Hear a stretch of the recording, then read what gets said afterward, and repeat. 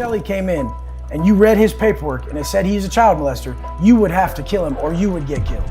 That's how it works. There's no way around it. Behind bars, prison becomes a relentless nightmare for those convicted of child molestation. As soon as word spreads throughout the institution regarding the arrival of a new inmate incarcerated on allegations of pedophilia, specifically the sexual abuse of children, the individual in question frequently faces severe mistreatment at the hands of fellow prisoners. They are often ostracized and shunned by the prison population, and in a disturbingly high number of instances, they become victims of fatal violence.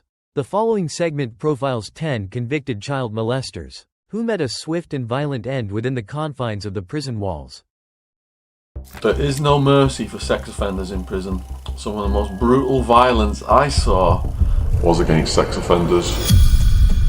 At number 10, we have the case of Christian Meyer. On January 2, 2019, a chilling incident unfolded. Christian Meyer met a brutal end, succumbing to a fatal beating inflicted by 3 fellow inmates within the confines of the correctional facility. Identified as the perpetrators of this heinous act were Adam Wright, currently serving time for a series of bank robberies, Alex Castro, and Jason Cachogo, whose collaborative actions resulted in Meyer being restrained while enduring a frenzied attack involving 28 stab wounds and a subsequent fall down a flight of stairs. But what heinous crime led to Meyer's incarceration and ultimately his demise? Born on November 2, 1976, Meyer's seemingly ordinary life concealed a dark secret. A computer science graduate with a high level of expertise in web technologies, he possessed a deceptive facade, presenting himself as a family man and a proficient web developer. He was a father to 2 children, further masking his sinister activities.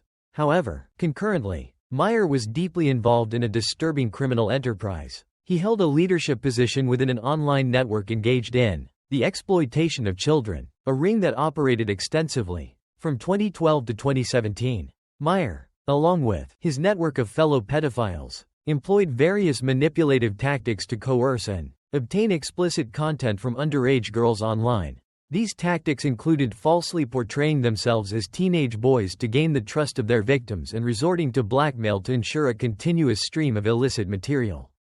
Meyer's crimes extended to a vast network of victims. They would often fabricate online personas, posing as attractive adolescent males, to deceive and manipulate unsuspecting young girls into trusting them. Furthermore, they employed blackmail tactics, leveraging compromising information to coerce these vulnerable victims into providing a steady stream of explicit content.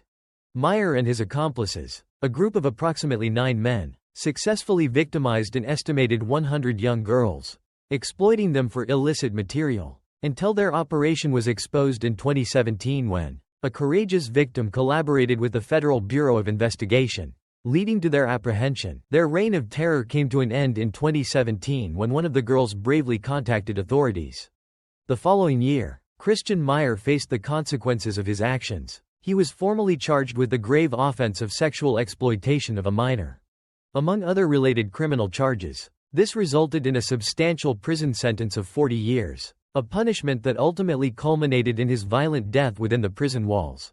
Moving on to number 9, we delve into the case of Theodore Dyer. I killed him was because he was a child molester. But you did in fact kill him. Oh sure, and you intended to.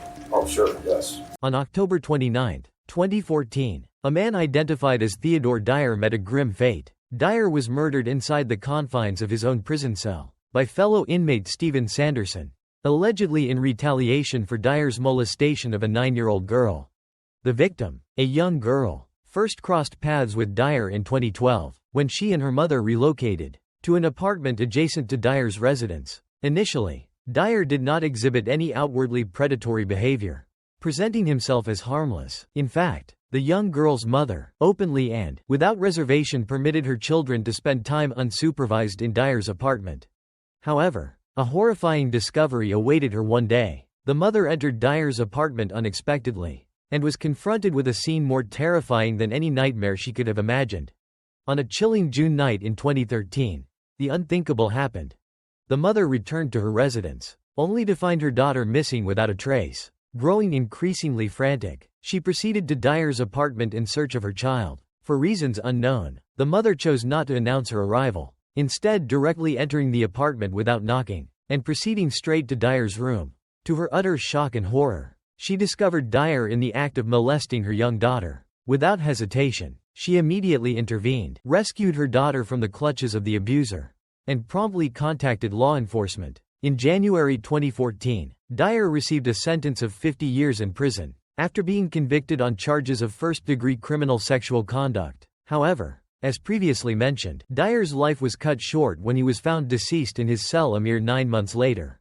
Sanderson, Dyer's cellmate, reportedly strangled him to death using a rope, carrying out the act during the early morning hours. Before prison guards discovered the crime, Sanderson was already incarcerated for the murder of his girlfriend. Back in 1991, already serving a life sentence, he seemingly believed that there would be no further consequences. 4. Adding another criminal act to his extensive record. Number 8. Richard Huckle. The very term, dark web, evokes images of illicit activities and clandestine operations taking place in the hidden corners of the internet.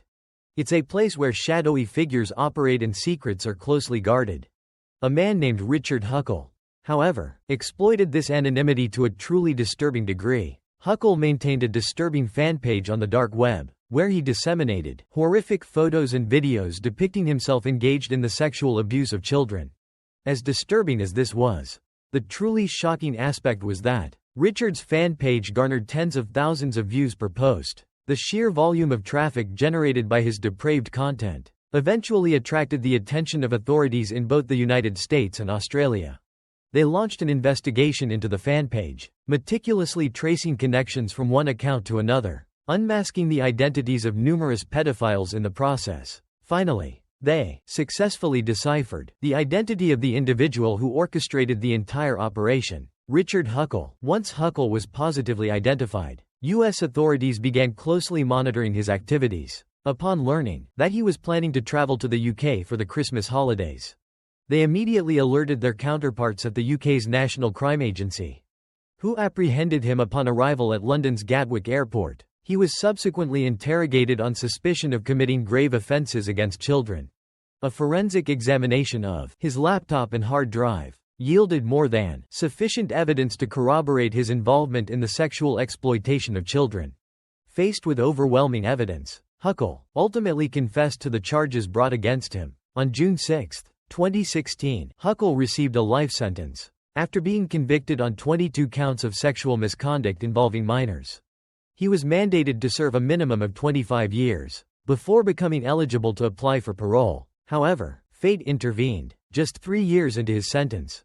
On October 13, 2019, Huckle was found dead in his prison cell. His body bore evidence of extreme torture. The individual responsible for Huckle's demise, Paul Fitzgerald, was also serving time for sexual offenses. Fitzgerald reportedly bound Huckle's hands and feet, then proceeded to gag him, strangle him, and assault him with a kitchen utensil, before ultimately stabbing him to death. Inmate number 7, David Osai Ramirez, met a grim fate on August 2, 2019, inside a Jacksonville, Florida, correctional facility. The incident began with a heated altercation between two prisoners housed on the top floor of the jail. This verbal dispute quickly escalated, ultimately resulting in a fatality. The victim was identified as Osai Ramirez. This particular level of the prison was designated specifically for housing individuals deemed to be high-risk offenders.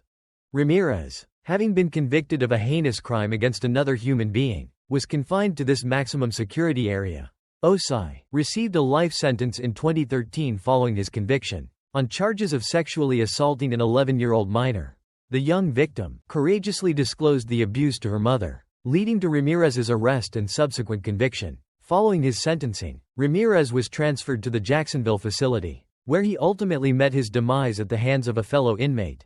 The individual responsible for Ramirez's death was identified as 43-year-old Paul Dixon, who had been incarcerated since the age of 17 for a murder conviction. The fatal encounter occurred on August 2, 2019, when a dispute erupted between Dixon and Ramirez. The argument escalated to violence, culminating in Dixon forcibly submerging Ramirez's head in a toilet bowl, leading to his death by drowning. Following this incident, Ramirez's case took an unexpected and disturbing turn, as prison officials apparently attempted to conceal the circumstances surrounding his death. Initial reports indicated that Ramirez had been released from custody, but no explanation was provided regarding the reason for his supposed discharge. Furthermore, another inmate who witnessed the brutal killing declined to provide a statement to authorities, potentially out of fear of reprisal for cooperating with law enforcement.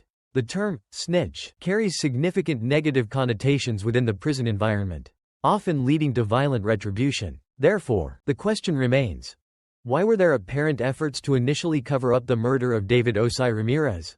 Number 6 Mitchell Harrison, July 2012 Mitchell Harrison, an inmate at Durham's Franklin Prison in County Durham, UK was disemboweled by two other inmates, Nathan Mann and Michael Parr. Harrison was always that dude with weird sexual jokes, and as he grew older, his weird sexual fantasies became violent. At just 13 years of age, Harrison brutally assaulted a 7-year-old girl, leading to his first run-in with the law. He was given a formal warning by authorities, but 2 years later, he was charged to court for threatening to rape a 15-year-old classmate. At this point, the signs of who Harrison would become were clear, but they became clearer than ever when he raped a 13-year-old girl at the age of 23. He met her on the street and lured her naively to his apartment, on the pretense that he would give her money for alcohol. However, Harrison made her strip naked before raping her, brutally not once but twice. This little girl was able to pick up a few pieces of her clothing and run out into the street.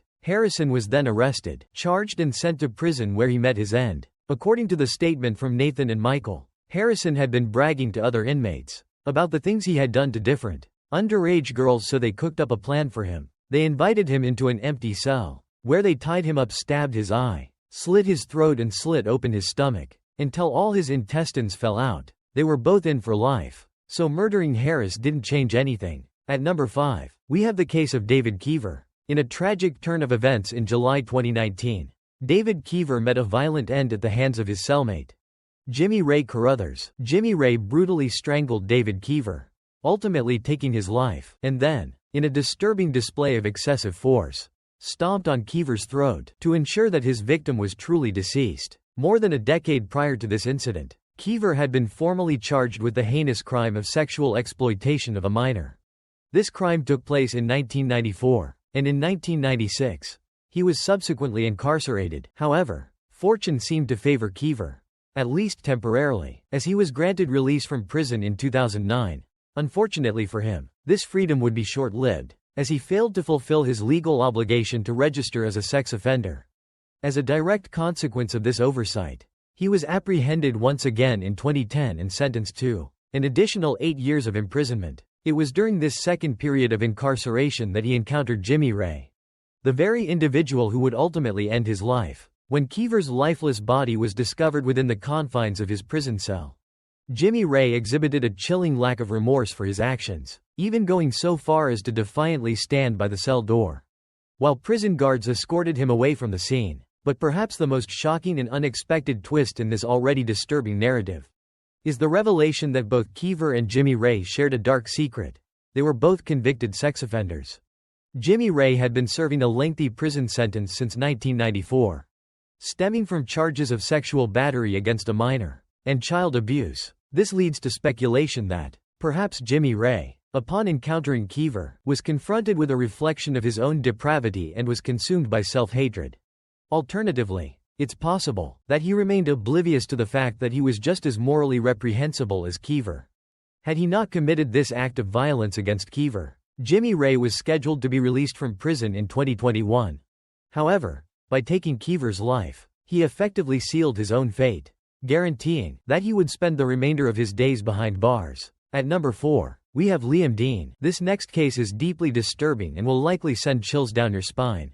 The date was July 2, 2017. Liam Dean committed an unthinkable act. He murdered his 2-year-old daughter, Luna. I understand that this is incredibly difficult to comprehend, but the full story surrounding this tragedy is even more heartbreaking than you might imagine. Just 2 days after Luna was born, Liam Dean began subjecting his infant daughter to a horrific series of violent assaults. These attacks resulted in the baby suffering a fractured skull and multiple broken ribs.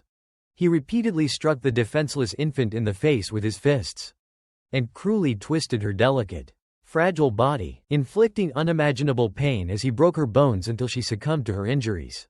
This was his own child, his flesh and blood, and tragically, This appears to be another instance where an individual's uncontrolled rage and anger completely overwhelmed them. Dean was entrusted with the care of his newborn daughter, while the mother was recovering from the arduous process of childbirth and desperately needed rest. However, according to Dean's account, the incessant crying of the baby allegedly provoked him to commit these heinous acts of violence. Only after the violence had subsided and he realized the truly horrific and despicable nature of his actions did he contact emergency medical services. He then attempted to cover up his crime by lying, falsely claiming that the child had sustained her injuries from repeatedly hitting her head on a hard surface. Doctors valiantly fought for 3 agonizing days to save Luna's life, but tragically, she succumbed to her injuries. A thorough investigation ensued, and under intense scrutiny, Dean ultimately confessed to his horrific crime. Now, considering the appalling nature of this case, what level of punishment do you believe would be appropriate for such an act of unspeakable cruelty? While it's not our place to pass judgment, it's important to understand the legal outcome. Dean was incarcerated in 2017, and ultimately met a violent end at the hands of his cellmate, John Westland. Westland mistakenly believed Dean to be a sex offender, and took matters into his own hands, using an aftershave bottle as a weapon to kill Dean. Ironically, John Westland himself was serving time for a violent crime, having been convicted of the rape and assault of a woman. Coming in at number 3 is Robert Munger. Robert was a 70-year-old inmate serving time, sentenced to 43 years behind bars, on multiple counts of child molestation and rape. There was another inmate in the same facility, known as Shane Goldsby. Goldsby's incarceration stemmed from leading police on a high-speed chase, and ultimately ramming his vehicle into a patrol car. Here's where the story takes a significant turn. Among the numerous young girls Robert Munger had molested was, by a twist of fate, Shane Goldsby's own sister. These 2 men with this deeply intertwined history found themselves incarcerated in the same prison, assigned to the same housing unit, and ultimately, placed in the same cell. It was a volatile situation, almost as if Shane had been ensnared in a carefully laid trap. With every passing day, the desire for revenge and retribution grew stronger within him. He felt an overwhelming urge to kill Munger. He repeatedly pleaded with prison guards, desperately begging them to transfer him to a different cell, but his requests were repeatedly denied. Whenever he felt the overwhelming urge to harm Munger, he would frantically press the emergency button in his cell, hoping for intervention, but his cries for help went unanswered. No one came to check on him. Driven to the brink, he finally decided to take matters into his own hands. Brutally beating the elderly man to death, he inflicted a savage beating, striking Munger 14 times in the face, and stomping on his head 5 times with brutal force. Robert Munger was found dead as a result of the attack, and Shane Goldsby received an additional 24-year sentence for taking the law into his own hands. Coming in at number 2 is the case of Nicholas Anderson. On January 22, 2017, Nicholas Anderson was found deceased within the confines of the prison, his throat having been brutally slashed with a makeshift weapon. The individual responsible for this gruesome act was identified as another inmate, Rocky Ali Beeman. Rocky was engaged in a chilling campaign of violence, systematically targeting and eliminating sex offenders within the prison walls. His violent activities were widely known throughout the prison population. Ali Beeman had previously made a public declaration, openly expressing his profound hatred for sex offenders,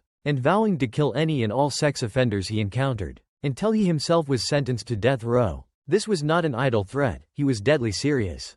He even wrote a letter to a judge, explicitly detailing the perverse pleasure he derived from taking the lives of these individuals. For reasons that remain unclear, Ali Beeman was neither executed nor placed on death row. Consequently, he continued his reign of terror, setting his sights on another sex offender, Brian Hunsker. He stalked Hunsker within the prison, meticulously planning his attack before finally ambushing and strangling him, then subjecting him to a frenzied stabbing attack, inflicting more than 80 wounds.